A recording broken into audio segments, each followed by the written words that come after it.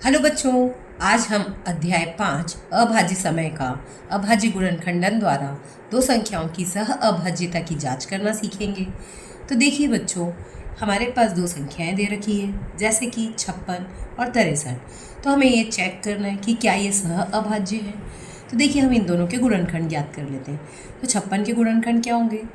2 गुणित 2 गुणित 2 गुणित 7। और ऐसे ही 63 के गुणनखंड क्या होंगे? 3 गुणित 3 गुणित 7। तो देखिए, दोनों में 7 आ रहा है, तो ये सह अभाज्य नहीं है। लेकिन अगर हम 80 और 63 के गुणनखंड निकालते हैं तो देखिए, 80 के होंगे 2 गुणित 2 गुणित 2 गुणित 2 गुणित 5 और 63 के गुणनखंड होंगे 3 गुणित 3 गुणित 7। तो देखिए, यहाँ कोई भी संख्या कॉमन नहीं है, एक जैसी संख्या नहीं आ रही है। यहाँ 2 और 5 आ रहा है और यहाँ 3 और 7 आ रहा है, मतलब यह सह अभाज्य संख्याएं हैं। अतः हम कह सकते हैं कि यदि कोई सार्व अभाज्य गुणनखंड नहीं है तो दोनों संख्या सह अभाज्य है। इसके और उदाहरण देख लेते हैं, जैसे कि 40 और 231। इनके अगर हम गुणनखंड निकालें तो देखिए, 40 के क्या निकलेंगे? 2 गुणित 2 गुणित 2 गुणित 5 और 231 के निकलेंगे 3 गुणित 7 गुणित 11। तो देखिए, यहाँ पर भी कुछ भी कॉमन नहीं है, एक जैसी संख्या नहीं आ रही है, तो मतलब ये भी सह अभाज्य संख्या है। अब एक और उदाहरण जिसमें 242 और 195 हम ले लेते हैं। तो देखिए, इसके गुणनखंड क्या होंगे? 2 गुणित 11 गुणित 11 और 195 के 3 गुणित 5 गुणित 13। यहाँ हमें ये ध्यान रखना है कि जो गुणनखंड हम निकाल रहे हैं ये हमेशा अभाज्य संख्या ही होनी चाहिए। ऐसी संख्या नहीं लेनी है जिसके वापस से गुणनखंड किए जा सके। हमें हमेशा अभाज्य संख्या लेनी, तभी हमारा आंसर सही निकलेगा। तो देखिए, 242 के जो अभाज्य गुणनखंड है वो है 2 और 11, और 195 के कौन से? 3, 5 और 13। तो ये कॉमन नहीं आ रहे, मतलब यह भी सह अभाज्य संख्या है। तो देखिए, अभाज्य गुणनखंड का प्रयोग करके हम एक संख्या से दूसरी संख्या के विभाजन की जांच कैसे कर सकते हैं। तो देखिए, एक संख्या में दूसरी संख्या का भाग जाता है या नहीं जाता है, उसको हम जांच करने के लिए पहले उसके अभाज्य गुणनखंड करेंगे। तो देखिए, जैसे 168 के हमने अभाज्य गुणनखंड करे तो आया 2 गुणित 2 गुणित 2 गुणित 3 गुणित 7, और 12 के करे तो आया 2 गुणित 2 गुणित 3। तो देखिए, यहाँ 2 बार 2 है और 1 बार 3। यहाँ पर भी 2 बार 2 और 1 बार 3 है, उसके अलावा और भी है 2 और 7, लेकिन जो यहाँ था वो तो पूरा का पूरा यहाँ है। इसका मतलब 12 का भाग 168 में पूरा पूरा जाएगा, तो मतलब जो 168 संख्या है वो 12 से विभाजित होगी। ऐसे ही एक और उदाहरण, जैसे कि संख्या 75 और 21 दो संख्याएं दे रखी है, तो इनके गुणनखंड निकाल लेंगे। तो 75 के गुणनखंड आएंगे 3 गुणित 5 गुणित 5 और 21 के आएंगे 3 गुणित 7।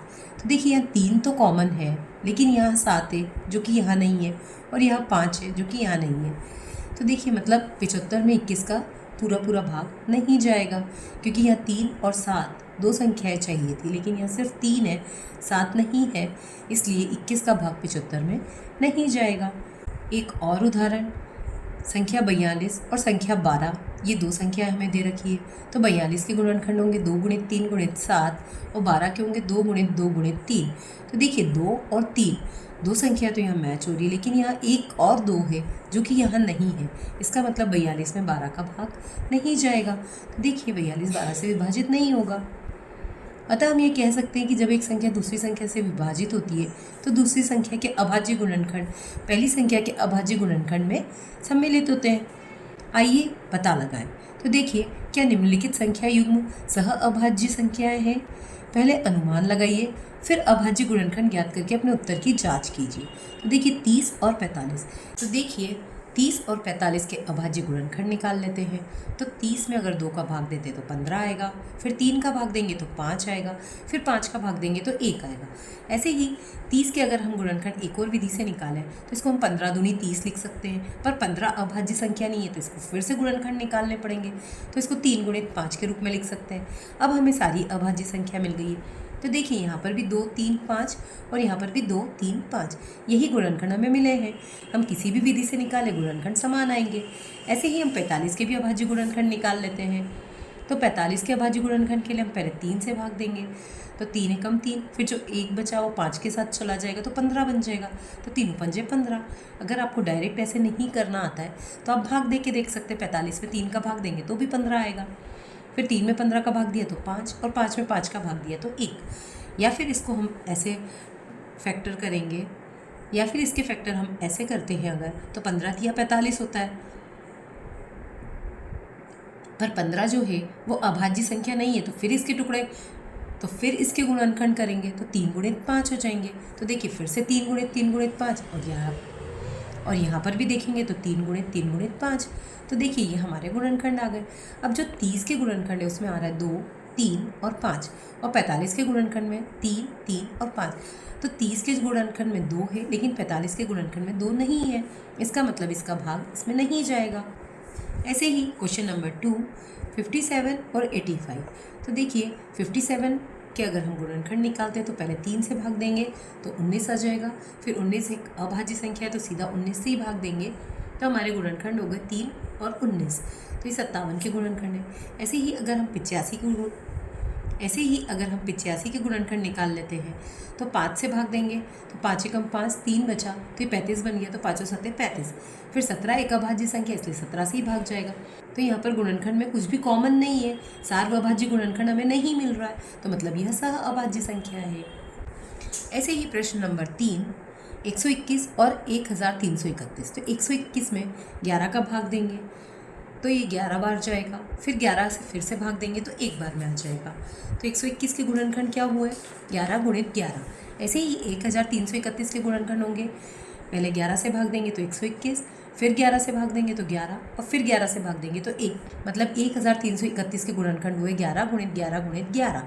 तो देखिए यहाँ पर भी 11 है और यहाँ पर भी 11 है, मतलब कॉमन है, सार्वअभाज्य गुणनखंड कॉमन है इनके 2 बार 11, तो मतलब ये सह अभाज्य संख्या नहीं है। फिर चौथा क्वेश्चन है 343 और 216। तो 343 के अगर हम गुणनखंड निकालते हैं तो इसका भाग 7 से जाएगा, तो 7 से इसका भाग 49 बार में जाएगा। फिर 7 से 49 का भाग देंगे तो 7 बार में जाएगा, और 7 से 7 का भाग 1 बार में जाएगा। ऐसे ही 216 में अगर हम 2 का भाग देते तो 2 एकम 2, भाग नहीं जाने का 0, 2 अंठे 16। इस प्रकार से हम भाग देते जाएंगे। 2 में 108 का भाग देने पर 54, 2 में 54 का भाग देने पर 27, फिर 27 2 से भाग नहीं जाएगा, 3 से जाएगा, तो 3 नम 27, 3 तिया 9 और 3 एकम 3। तो देखिए 343 के गुणनखंड क्या हो गए? 7 गुणित 7 गुणित 7, और 216 के गुणनखंड क्या हो गए? 2 गुणित 2 गुणित 2 गुणित 3 गुणित 3 गुणित 3। तो देखिए यहाँ पर 7 आ रहे हैं सारे गुणनखंड, और यहाँ 2 और 3 के आ रहे हैं, तो कोई भी कॉमन नहीं निकल रहा है, मतलब सार्वअभाज्य गुणनखंड नहीं मिल रहा है हमें कोई सा भी, तो इसलिए यह सहअभाज्य संख्या होंगी। प्रश्न क्रमांक 2, क्या पहली संख्या दूसरी संख्या से विभाजित होती है? अभाज्य गुणनखंड का प्रयोग कीजिए। तो देखिए 225 हमें दे रखा है, इसके हम अभाज्य गुणनखंड निकाल लेते हैं। 5 से भाग देंगे तो 5 चौक 20, 2 बचा तो 25 बन गया, 5 का 25, फिर 5 नम 45, फिर 3 तिया 9 और 3 एकम 3। 27 को 3 से भाग देंगे तो 3 नम 27, 3 तिया 9, 3 एकम 3। तो देखिए 225 के गुणनखंड क्या है? 5 गुणित 5 गुणित 3 गुणित 3। ऐसे ही 27 के गुणनखंड क्या है? 3 गुणित 3 गुणित 3। तो देखिए जो पहली संख्या है ये 225 वाली, ये दूसरी से विभाजित नहीं होगी, क्योंकि यहाँ 3 बार 3 आ रहा है और यहाँ पर 2 ही बार 3 आ रहा है, तो अगर 3 बार आता तो विभाजित होती, 2 बार है इसलिए विभाजित नहीं होगी। इसी का क्वेश्चन नंबर बी, 96 और 24। तो देखिए 96 के गुणनखंड पहले 2 से भाग देंगे तो 48 बार में जाएगा, फिर 2 से 48 को भाग देंगे तो 24, फिर 2 से 24 को भाग देंगे तो 12, 2 से 12 को भाग देंगे तो 6, और 2 से 6 को भाग देंगे तो 3, और 3 से 3 को भाग देंगे तो 1 आ जाएगा। तो हमारे पास 96 के गुणनखंड हो गए 2 गुणित 2 गुणित 2 गुणित 2 गुणित 2 गुणित 3। ऐसे ही 24 के लिए पहले 2 से भाग देंगे तो 12 बार में जाएगा, फिर 2 से भाग देंगे तो 6 बार में, फिर 2 से भाग देंगे तो 3 बार में, और फिर 3 से भाग देंगे तो 1 बार में। तो हमारे पास गुणनखंड क्या है? 2 गुणित 2 गुणित 2 गुणित 3। तो देखिए 3 बार 2 और 1 बार 3, तो यहाँ पर भी है हमारे पास 3 बार 2 और 1 बार 3, मतलब 96 में 24 का पूरा पूरा भाग जाएगा। तो मतलब पहली संख्या दूसरी संख्या को पूरी तरह विभाजित करेगी, क्योंकि 24 के सभी अभाज्य गुणनखंड 96 के भी गुणनखंड है। ऐसे ही तीसरा क्वेश्चन 343 और 17। तो देखिए 343 तो सिर्फ 7 से ही भाग जाता है, तो 7 से जब भाग देंगे तो 49 आएगा, फिर 7 से भाग देंगे तो 7 आएगा, फिर 7 से भाग देंगे तो 1 आएगा। और 17 को अगर हम भाग देते हैं तो 17 तो अभाज्य संख्या है, तो वो सिर्फ 17 से ही भाग जाएगा। तो हमारे पास गुणनखंड क्या है? 343 के 7 गुणित 7 गुणित 7 और 17 का सिर्फ 17। तो देखिए इनके गुणनखंड कुछ भी कॉमन नहीं है, इसके पास 7 है और इसके पास 17 है, तो ये पूर्णतः विभाजित नहीं होगी। तो देखिए नहीं, पहली संख्या दूसरी संख्या से पूर्णतः विभाजित नहीं होगी, क्योंकि 17 के गुणनखंड 343 के गुणनखंड नहीं है। अब हमारे पास संख्या है 999 और 99। तो देखिए 999 में हम 3 से भाग देंगे तो 3 3 3, फिर 3 से भाग देंगे तो 1 1 1, फिर 3 से भाग देंगे तो 3 3 9, 2 बचा तो 21 बन गया, तो 3 और 7 21। फिर 37 जो है ये एक अभाज्य संख्या, तो सिर्फ 37 से ही भाग जाएगा, तो 37 से भाग दे दिया। ऐसे ही 99 में जब हम 3 का भाग देंगे तो कितना आ जाएगा 33, फिर 3 का भाग देंगे तो 11, और फिर 11 एक अभाज्य संख्या, तो 11 से भाग जाएगा, 11 एकम 11। तो देखिए इसके गुणनखंड, तो देखिए 999 के गुणनखंड है 3 गुणित 3 गुणित 3 गुणित 37, और 99 के गुणनखंड है 3 गुणित 3 गुणित 11। तो यहाँ 2 बार 3 है, वो यहाँ पर भी है, लेकिन यहाँ 11 है जो कि यहाँ नहीं है, इसलिए विभाजित नहीं होगी। तो देखिए नहीं, पहली संख्या 999 दूसरी संख्या 99 से पूर्णतः विभाजित नहीं होगी, क्योंकि 99 के सभी गुणनखंड 999 के गुणनखंड नहीं है। यह ध्यान देने योग्य बात यह है कि इसके सारे गुणनखंड यहाँ पे मैच होने चाहिए। अगर एक भी बच रहा है तो ये पूर्णतः विभाजित नहीं होगी। प्रश्न क्रमांक 3, पहली संख्या का अभाज्य गुणनखंड 2 गुणित 3 गुणित 7 है और दूसरी संख्या का अभाज्य गुणनखंड 3 गुणित 7 गुणित 11 है। क्या ये दोनों सह अभाज्य संख्याएं हैं? क्या इनमें से एक संख्या दूसरी संख्या को विभाजित करती है? तो देखिए यहाँ पहली संख्या के जो गुणनखंड दे रखे हैं और जो दूसरी के दे रखे हैं वो हम पहले लिख लेते हैं, पहली संख्या के अभाज्य गुणनखंड और दूसरी संख्या के अभाज्य गुणनखंड। अब अगर हम ध्यान से देखें तो 3 और 7 इसमें भी है और 3 और 7 इसमें भी है, तो दोनों में सार अभाज्य गुणनखंड हमें मिल गए 3 गुणित 7। तो इसलिए यह संख्याएं सह अभाज्य संख्याएं नहीं होगी, क्योंकि दोनों में सार अभाज्य गुणनखंड आ रहे हैं। नहीं, ये दोनों संख्याएं सह अभाज्य संख्या नहीं है, क्योंकि दोनों संख्याओं के सार अभाज्य गुणनखंड 3 और 7 है। ऐसे ही दूसरा क्वेश्चन जो है कि क्या इनमें से एक संख्या दूसरी संख्या को विभाजित करती है? तो देखिए अगर एक संख्या दूसरी संख्या को विभाजित करती है तो इसके सारे गुणनखंड दूसरी में आने चाहिए। तो देखिए यहाँ पर 2 आ रहा है और यहाँ नहीं आ रहा है, और यहाँ 11 आ रहा है, वो यहाँ नहीं आ रहा है, मतलब एक संख्या दूसरी संख्या को पूरी तरह से विभाजित नहीं करती है। तो इसका आंसर हम ऐसे लिखेंगे, नहीं, एक संख्या दूसरी संख्या को विभाजित नहीं करती है, क्योंकि एक संख्या के सभी अभाज्य गुणनखंड दूसरी संख्या के गुणनखंड नहीं है। प्रश्न क्रमांक 4, गुणा कहता है कोई भी 2 अभाज्य संख्याएं सह अभाज्य होती है, क्या वह सही है? तो हाँ, गुणा सही है, क्योंकि किसी भी अभाज्य संख्या के सिर्फ 2 गुणनखंड होते हैं, एक तो संख्या 1 और एक वह स्वयं संख्या। तो जैसे कि 2 के अभाज्य गुणनखंड कौन से हैं? 1 और 2। ऐसे ही 3 के अभाज्य गुणनखंड क्या है? 1 और 3।